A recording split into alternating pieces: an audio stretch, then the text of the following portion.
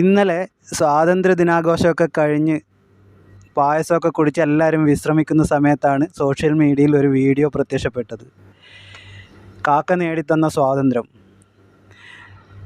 ഒരു അംഗൻവാടി ടീച്ചറും വിദ്യാർത്ഥികളും രക്ഷിതാക്കളൊക്കെ കൂടി പതാക ഉയർത്തുകയും പതാക നിവരാതെ വരുമ്പോൾ ഒരു കാക്ക പറന്നെത്തി അത് നിവർത്തി അതിൽ നിന്നും പൂക്കൾ വിതറുന്നതുമായ ഒരു വീഡിയോ. പെട്ടെന്നാണ് സോഷ്യൽ മീഡിയയിൽ അത് വൈറലായത്. കണ്ടവരൊക്കെ എടുത്ത് ഷെയർ ചെയ്തു.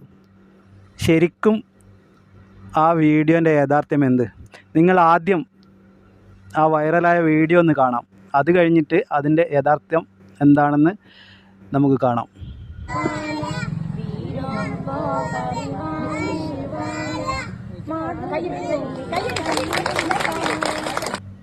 ഇനി നമുക്കതിൻ്റെ യാഥാർത്ഥ്യം എന്താണെന്ന് കാണണ്ടേ? ഇതാ നോക്ക്.